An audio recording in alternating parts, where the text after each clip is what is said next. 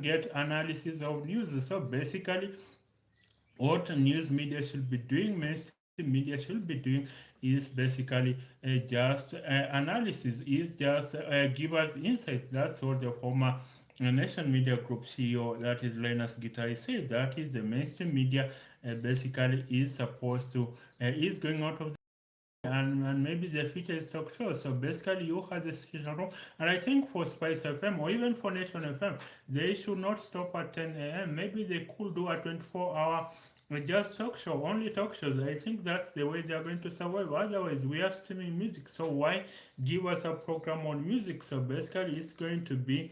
I think talk radio is surviving. At least that's what when I see in America, I see talk radio is surviving. Talk radio basically talk radio is surviving in America, so you can't be sure that talk radio will survive in America, and I think that's how you can be sure. And so podcast and radio is merging. Then basically now news will just come along the way, but you should be now content is still king. But I think a lot of Kenyan, maybe American also, if you don't talk about politics and celebrities, then it's very very hard to be able to, if you don't talk about politics and celebrities, then it's very hard to be able to get audiences for your numbers. So basically, and for Eric Latiff, I think he's going to turn around Nation FM, and I think they need to be able to add on to some other names, because remember, there's Jeff Koinanga, there's still Maina Kageni. On the other side, there is Maina Kageni and Mwalimu Kingangi. Of course, then there is Swahili Radio, you have Radio Citizen, you have Radio Milala, you have Radio 47. So I guess that mainstream media is undergoing a change. The market is splintering, and you'll have independent journalists being able to be platforms on their own. I think that's what's going to happen. Independent media will be platforms on their own, and that's how then the mainstream media is going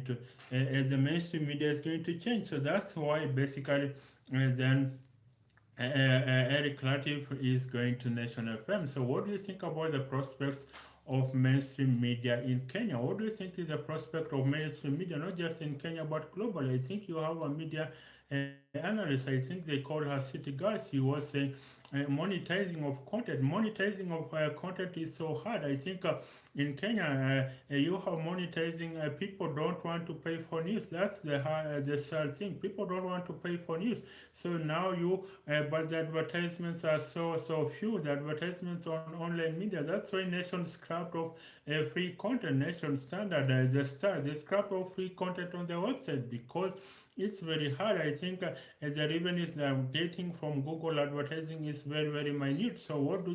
They say you must pay for this content, but then that will call for another strategy. I think basically because if you are going to give me, if I'm going to pay for news, then this news better not be, better be very insightful, better not be provided out there. That's why you have these media houses and then being able to prime their content. So maybe the strategy they need to adopt is to have a paywall, that maybe have two segments of news.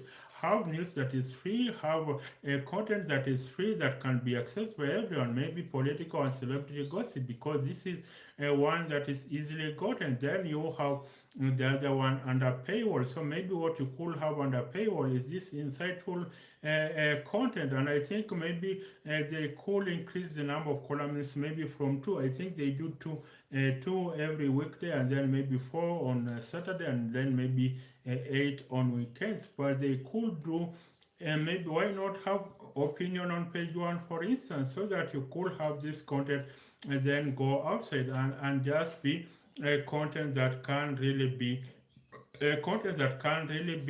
insightful. So maybe they need to tie up the content so that you can have free content which everyone can get. This is the gossip that you can get everywhere, and then you have under paywall you have that insightful content. And it is surprising that the newspapers that have been able to monetize, media that have been able to monetize, are media in a niche sectors. Think about media in business and finance. They have been able to monetize. Look at the Wall Street Journal. It is the world has the largest number of subscribers. That is the Wall Street Journal, because it gives insights on markets, on finance, on business.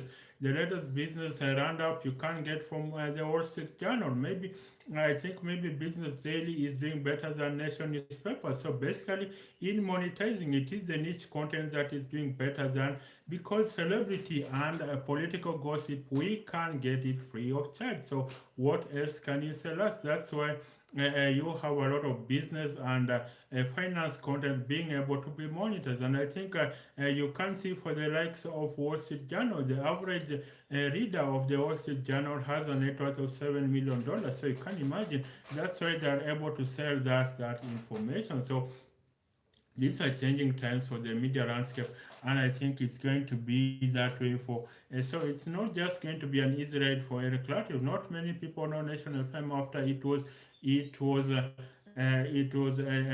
shut down in 2016. Remember, they tried to rebrand. They said they moved from Nation FM to Easy FM and then back to Nation FM, because I think they wanted Easy FM to differentiate from the larger Nation brands. But then, of course, it was not making any money.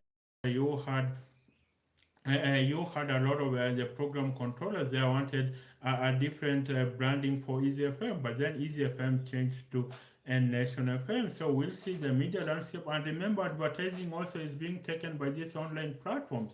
So basically, you had Robert Alai, a Kenyan blogger, Robert Alai, who said that there should be a law so that if you are a business in Kenya, then you don't advertise in online platforms, because these profits go to maybe American companies. But I don't know how that can be affected. But I think a lot of advertising is going online. Of course, I think not many, but I don't think it's quite a significant chunk. I don't think many, other than the loan apps, I don't think there are many advertisers online. I think the reason why the CPM rates, if you don't know, the CPM rates, basically, I think it's the click, the cost per click, or the cost per view. So that's what they call the CPM rates. That's the cost per view.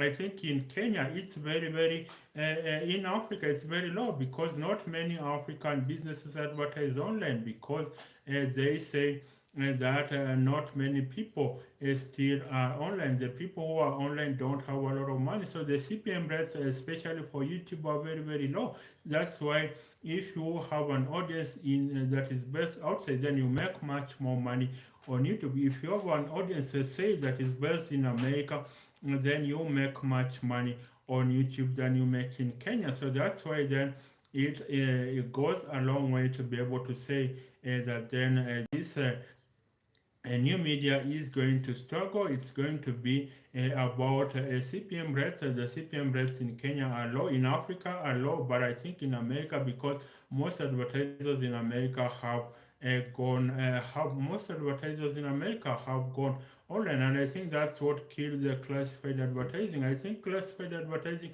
is basically online advertising. That's what killed the local newspapers in America. That's what killed local news in America. That is classified advertising. That's what now you get in online advertising. And of course that of course comes up with many issues, first such as being tracked online, because remember, if something is free on the internet, then basically you are the product. That's just the way it is. If something is free on the internet, then you are the product. Basically, that's why when you Google something, then basically, maybe if you Google electronics, then basically after that you get adverts on electronics, lots of them from any website you visit. Because if you that is, if you get something free on the internet, then you are the product. And I think Apple, is it Siri? Siri of Apple. It was fined about $50 million for collecting user information,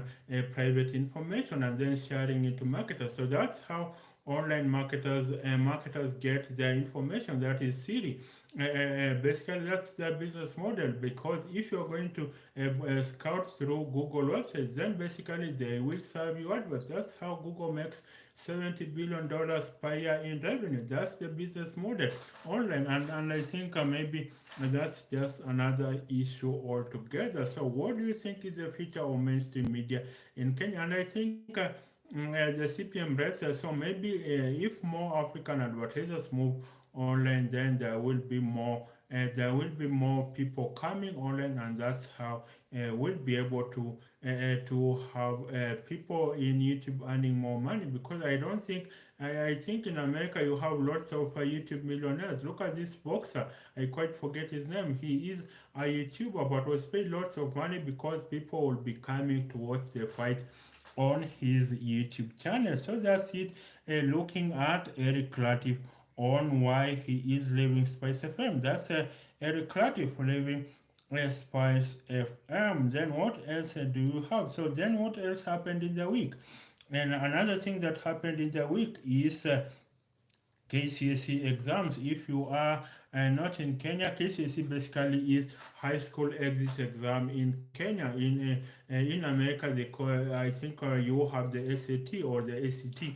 SAT, that is if you want to join a college in America, then basically you got to take the high school exit exams, SAT. So this week the high school exit exams KCSE results were announced, and I think there were about 1,600 A's. There were 1,600 A's. So basically, this is a lot of people are calling for the return of the education minister Fred Matiang'i, because they think the number of A's is getting too much. I think it's too many A's. 1,600 A's. Of course, I think about 5,000, 7,000 A minuses. So basically, the people who got C plus and above were about 25%. So I think maybe the mean grade of going to university will be raised to a C plus. I think the mean grade of going to university will be raised to a C plus, and I think it's of course it's a good thing. But I think maybe those are too many people going to universities. It used to be that during the Moi era, only 10,000 Kenyans used to qualify. 10,000 students used to qualify to go to university. So now it is about 150,000. So you can imagine. That's why these days the graduates have no jobs, because there are just too many degrees around. Because I think all the technical institutes were converted to universities. Maybe that's the problem we have. Too many technical institutes, about 30, 35 of them, about 40. They were all converted to universities. So basically that shows you that we don't prize going to technical institutes, maybe getting a certificate in plumbing, getting a certificate in maybe in wiring, maybe getting a certificate in building and construction. We don't want those skills. We want these white collar degrees, maybe a BSc in mathematics, in commerce, Bachelor of Commerce. So that shows you very much how maybe Kenya, but this is a global problem. Everyone wants a white collar job. No one wants these practical jobs. No one wants to go and build a house, maybe to learn welding. But they are the jobs that are they are the jobs that are available for the most part. I think for so that shows you 25% of Kenyans got of Form 4 candidates. That's about a grade 12 in the American system. So that's 25% got grade C plus and above. Will all of them be absorbed into university? That's the question we must ask. And are there jobs for them when they finish school? Are there jobs for these graduates when they finish school? These days in Kenya, Kenya is now like Nigeria. Nigeria, you have doctors who are bus drivers. Basically, you have in Nigeria, you have doctors that are bus drivers. You have doctors, engineers that are selling eggs on the street, that are hawking things on the street. So it's so bad. The job situation in Kenya, in Africa, and I think just around the world is so bad, because we are training too many graduates, but there are not enough job opportunities for them. And I don't think that we have what we call jobless growth. Jobless growth is where the economy is growing, but it is not creating enough jobs. The economy is growing, yes, but it is not creating enough jobs. So you have too much wealth concentrated in the hands of a few people. So that's why I think then that is why we are suffering. So basically, what I think needs to happen is there needs to be concerted efforts in order that we create enough clean, decent earning jobs for our graduates. Otherwise, how will what will justify? Parents are selling their land to send their kids to school, and they believe I did not succeed because I did not go to school. So no parent wants their child to just leave at Form 4. A Form 4 certificate, that's a high school diploma in America. A Form 4 certificate these days in Kenya doesn't get you much, of course.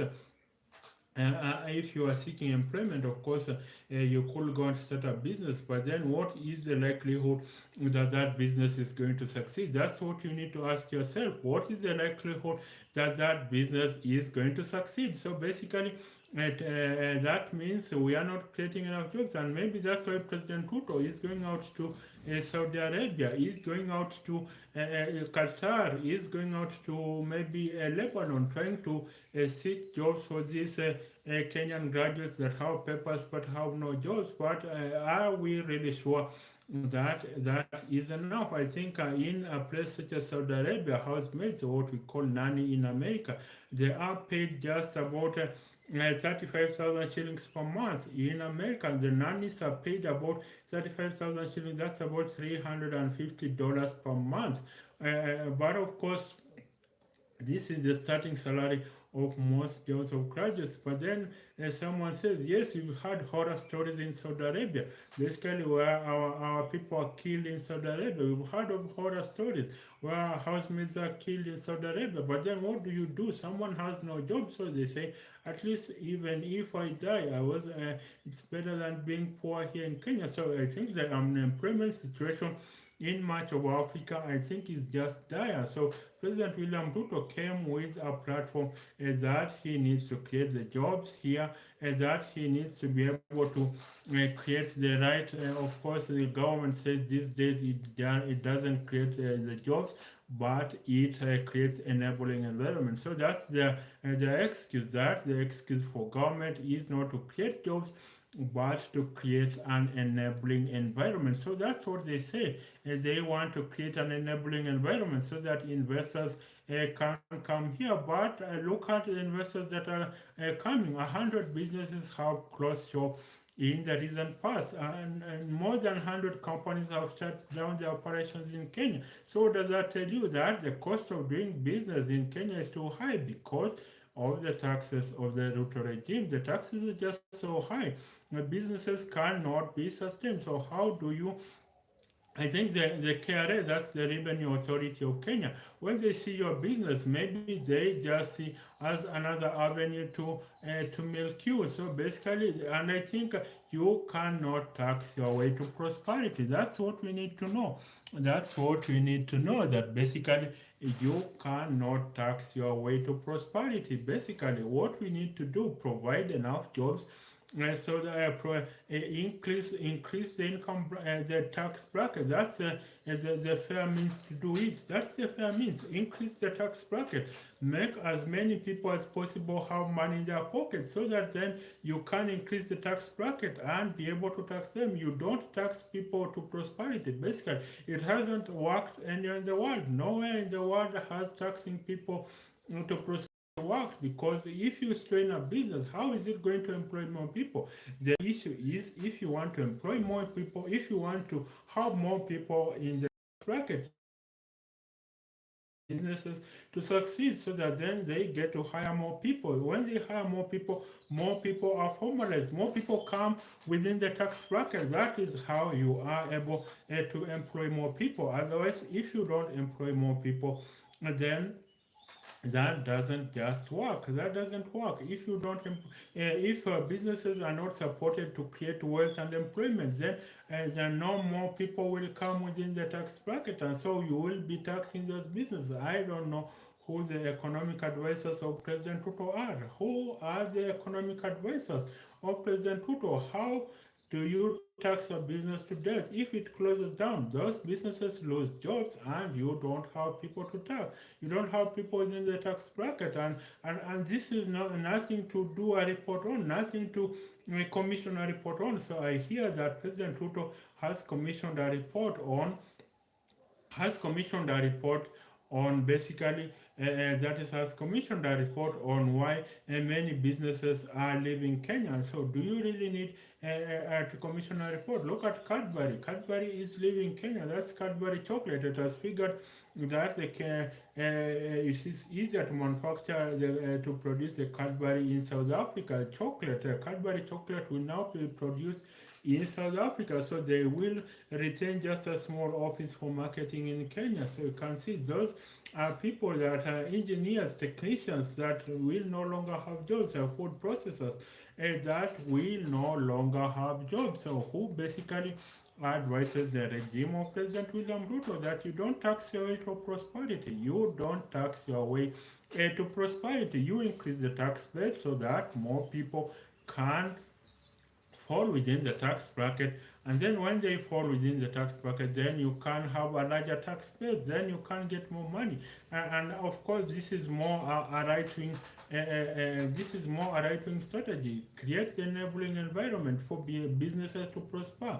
Have tax breaks. Maybe say if you want to set up operations in Kenya, maybe for the first 2 years you will not be required to pay any tax. Maybe that's what they need to do. Maybe for the first year you will not be required to pay any tax. Then after that, then that is when you are going to pay any taxes. So that's what you need to be able to do. Otherwise, if you say that basically we are going to tax your way to prosperity, then that is why Kenya is limping. And of course, someone said when we demand for change, when we demand for accountability, they compare Kenya to Sudan. That's what they say. When we demand accountability, they compare Kenya to Sudan. When they want to tax us, they compare Kenya to Singapore. So why not at least bring government services, bring services so that at least in a place such as the Scandinavian countries, they are taxed so much, about 60%, but they can't see the services and that what their taxes are doing. They can't see the services. They can't see to go to a place such as Sweden. University is free. You are even paid a monthly allowance to go to university in a place such as Sweden. So when you get work and you are taxed up to 60% of your income tax, you know that hospitals is going to better extension services, is going to improve services.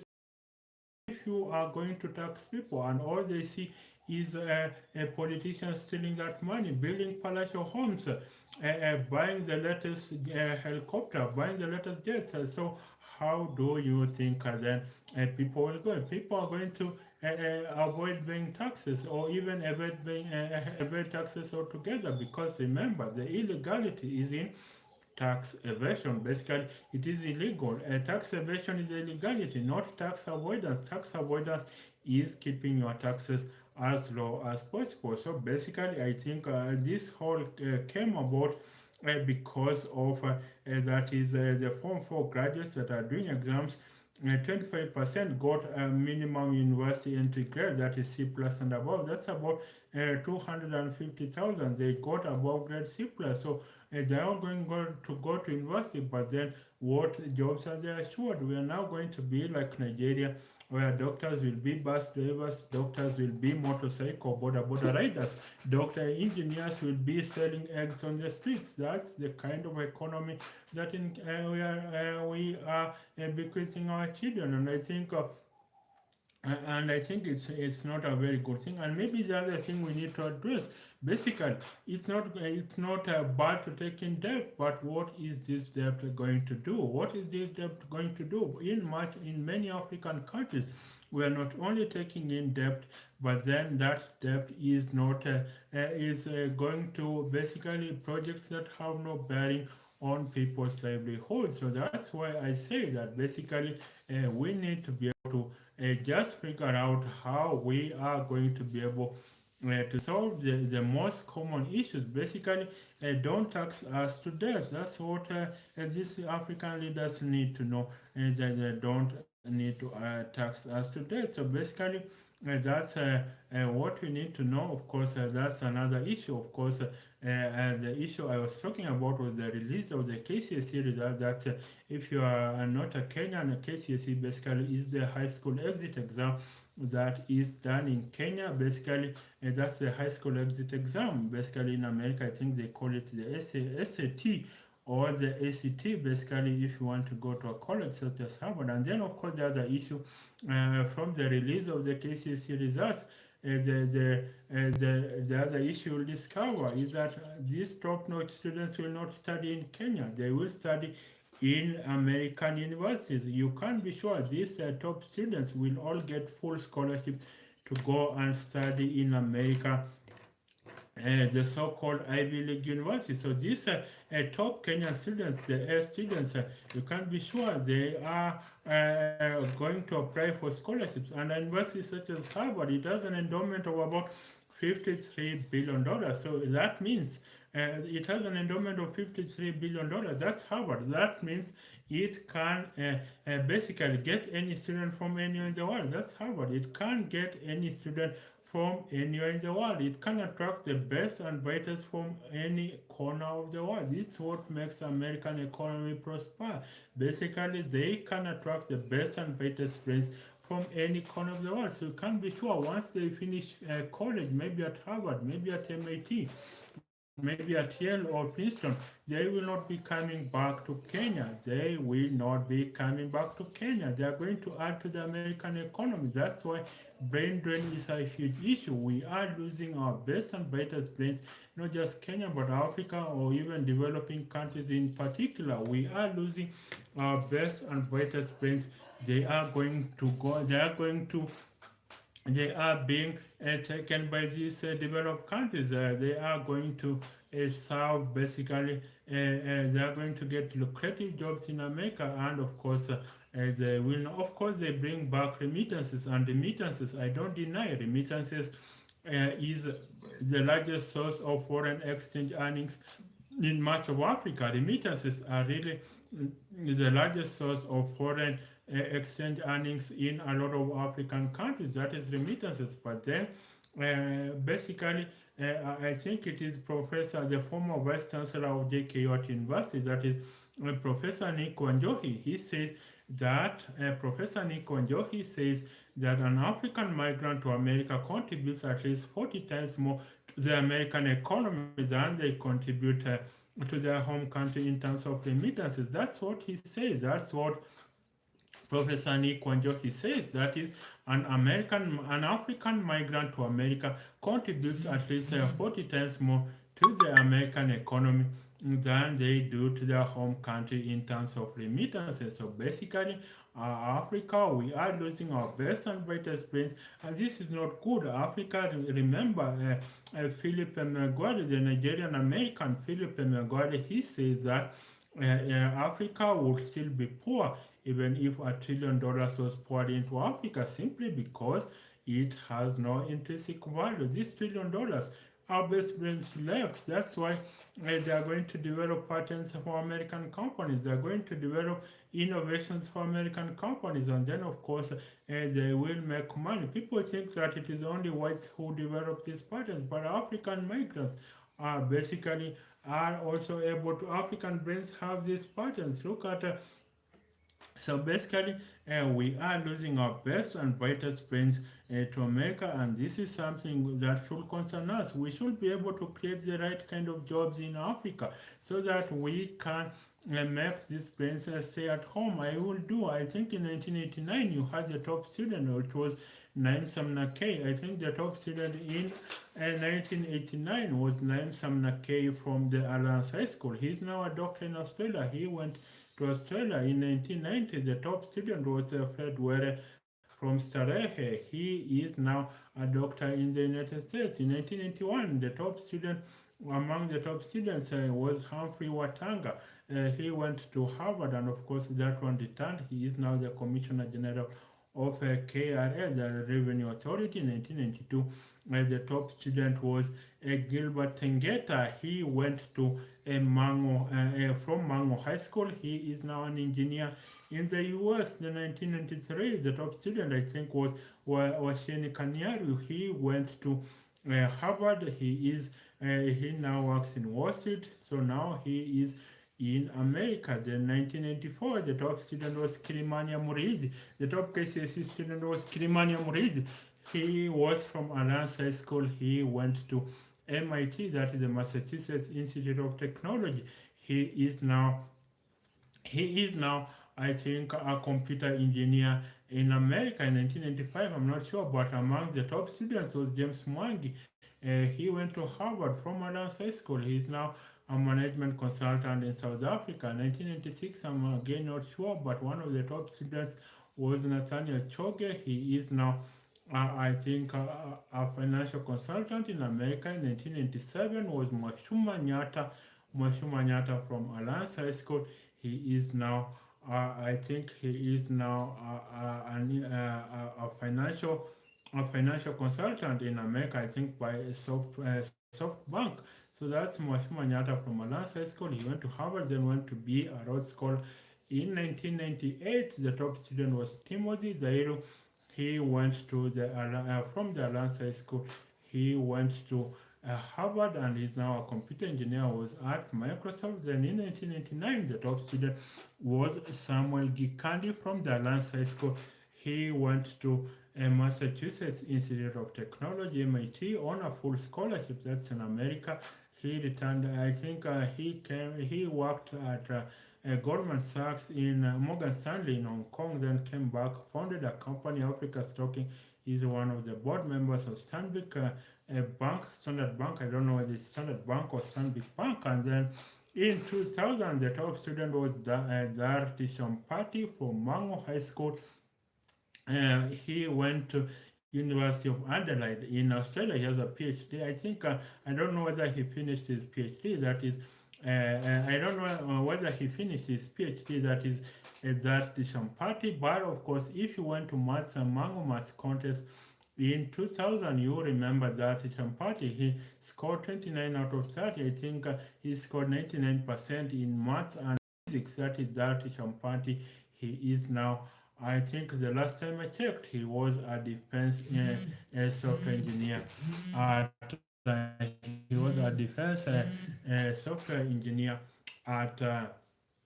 He was a defense software engineer at I think Apogee Defense Systems in Australia. So I think maybe he's an Australian citizen. Then in 2001, the top student was Amit Monga. He went to McGill University in Canada. Now he is a software. He is. I think he works for a bank in Canada. So that's Amit Monga from Starehe Boys Center. In 2002, the top student was Paul Bondi from Kenya Kine High School.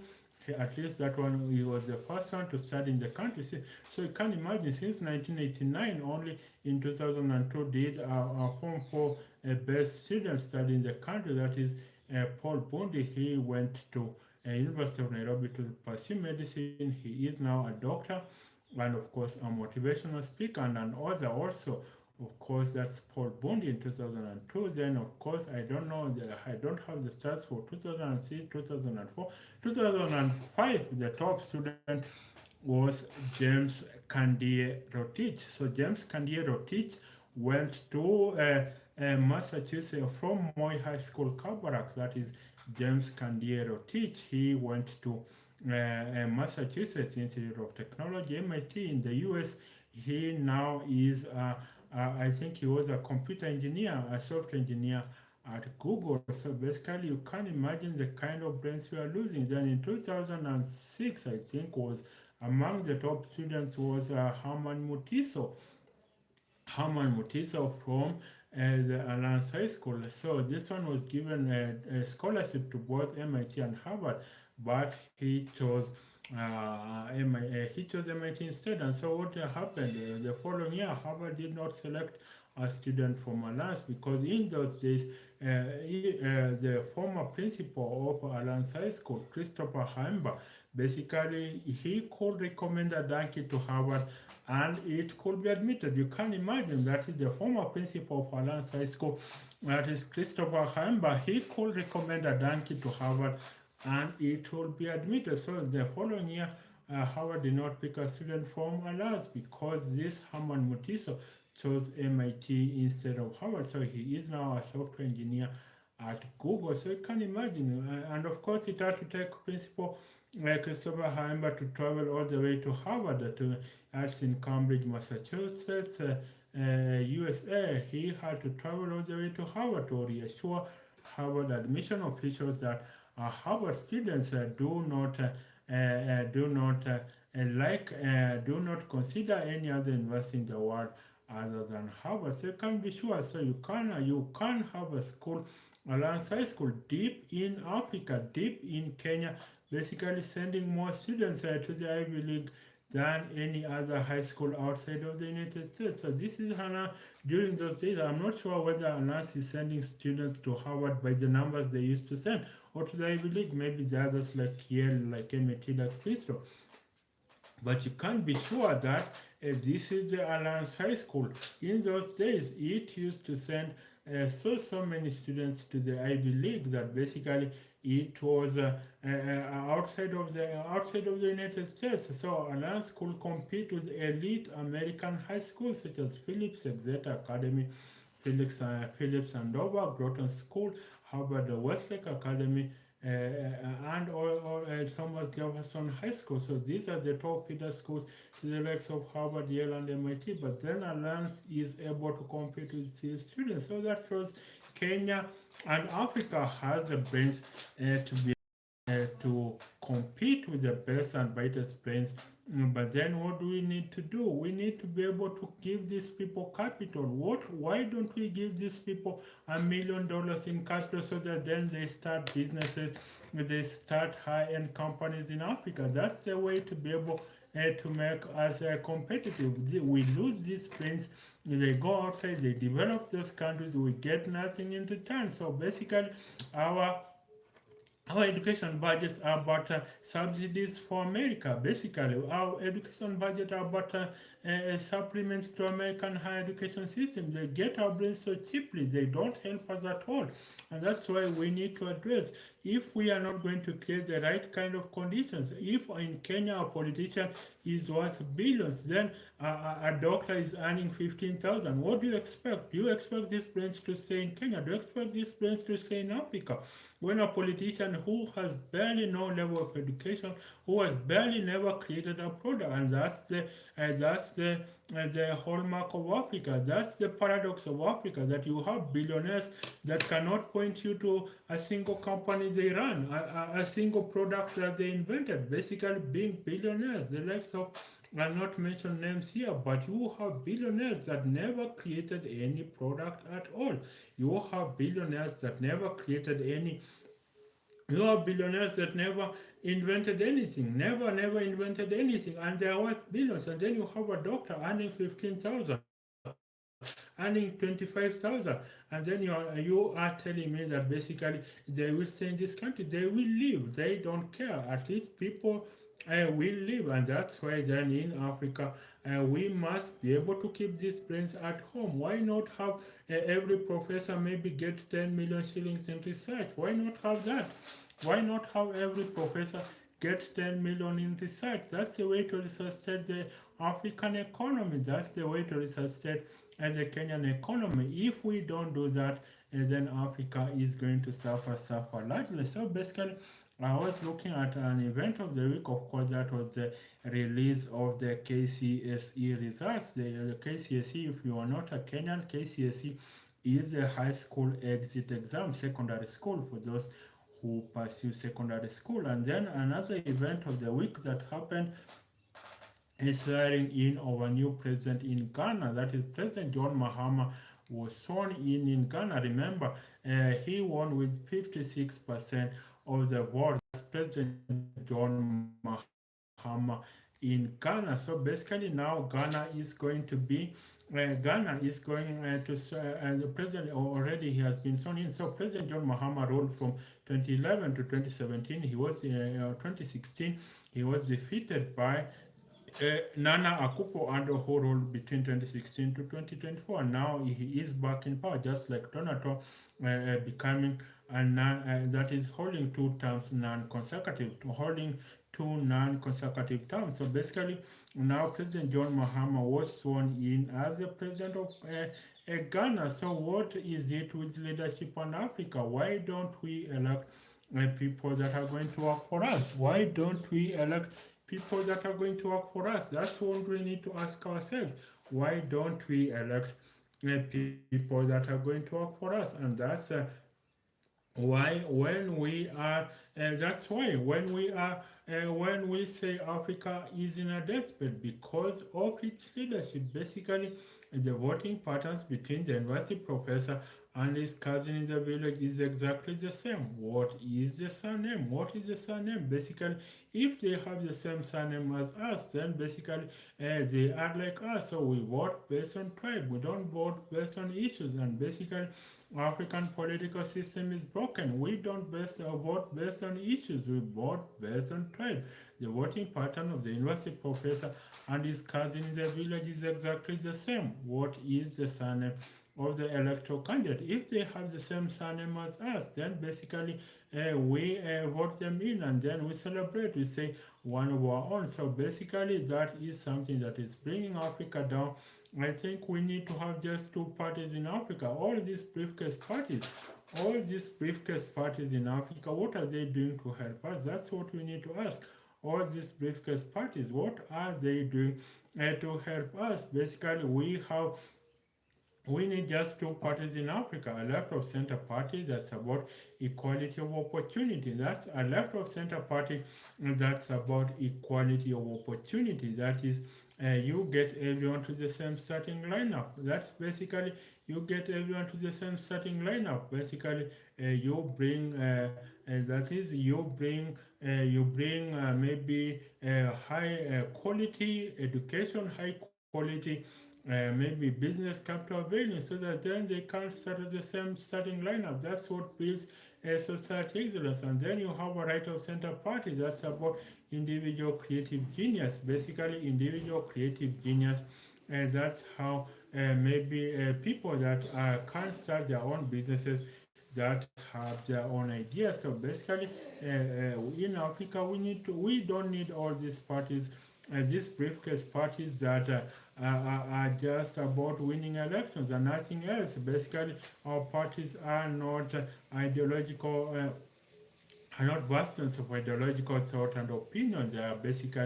They are just basically for winning elections, and that's why after a party loses an election, it crumbles. Look at the way African opposition parties are crumbling. Look at PDP in Nigeria. Look at ODM, and maybe Jubilee in Kenya. Look at opposition parties in Africa and the way they were crumbling. So basically, we need to be able to build political parties for posterity so that they can be bastions of ideological thought and opinion. That's the way we can remake these parties.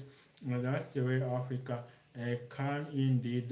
That's the way Africa can build better leaders that are able leaders that can basically put Africa forward. We have leaders that have no idea of what it means to develop Africa. And this is why I say we need just two political parties in every African country. These tribal-based parties are why elections are tumultuous in Africa. Why elections are times when there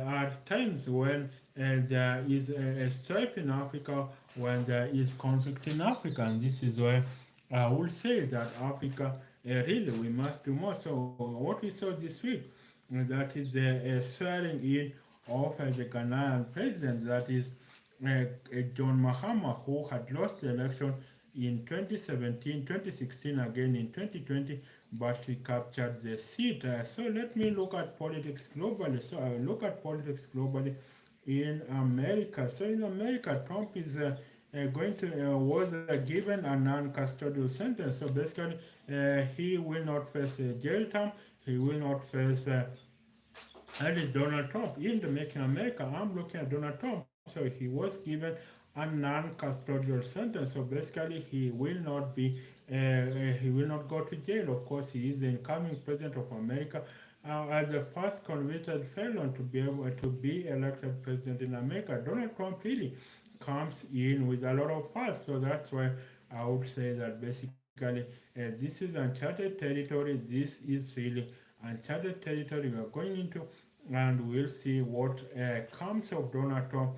How is he going to navigate Trump? Remember, Trump is the only the second American president to win two non-consecutive terms. The first one was Grover Cleveland in 1892, and now Donald Trump, who will be the first president since 1892 to win two non-consecutive terms. So basically, some are saying so it was a contrasting vision between Donald Trump and Kamala Harris. It was a contrasting vision. On the one hand, you had Donald Trump basically wanting to basically about the economy. Remember, for the fans of Donald Trump, they say the economy was strong during Donald Trump's era, and of course for Kamala Harris, they say that she has no idea on how to develop the American economy. So basically, it was about economy for Donald Trump, while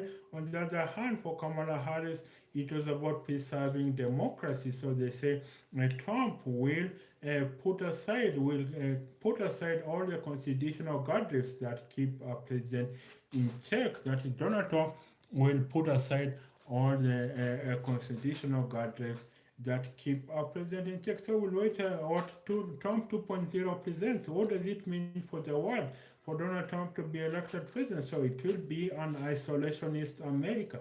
America isolationist because according to Donald Trump, he says America first. So what does he mean by America first? He means that America wants to retreat from the world and focus on its own internal challenges because I think according to a BBC commentator, he says that the biggest foreign policy challenge of America are its own internal problems. That's what this BBC commentator, says that the biggest foreign policy challenge for America are its own internal challenges. So basically, that's Donald Trump is going to what Donald Trump is going to do. So you have to constructing visions. Of course, some believe Trump is strong, so American enemies will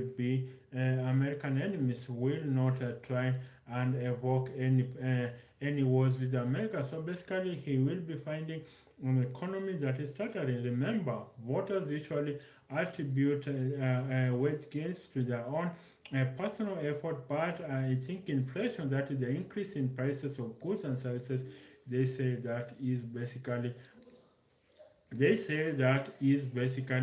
a failure by the president. So that's it for now. That's it for now. So bye for now. Bye for now. I think I will come some other time. I will come with yet another edition of this show live. So this has been my Binda show live, where I have been looking at where I have been looking at American politics, where I have been looking at American politics, African politics, what happened in the week. Of course, in the week it was about Eric Latiff leaving Space FM for leaving Space FM for Nation FM. Of course, the problems of mainstream media. Then, of course, I looked at the release of the KCSE exam results. Of course, the high school, secondary school exit exams in Kenya, what it means for Kenya, Africa, and the world to lose our best friends. And of course, I have been looking in Africa perspectives at the swearing in of John Mahama as Ghana's president. And now, of course, I have been looking at Donald Trump being given a non-custodial sentence in America. So basically, he becomes the first that is a convicted felon to be elected president. He will be sworn in on January 20th, so that's about 8 days from now or 9 days from now. And of course, in ideas, I was looking at brain drain. Of course, I tied it to the KCSE story. That is the KCSE story. That is basically the leaving of our best and brightest brains and going to Omega. So that's it for now. Bye for now till the next time. Bye for now.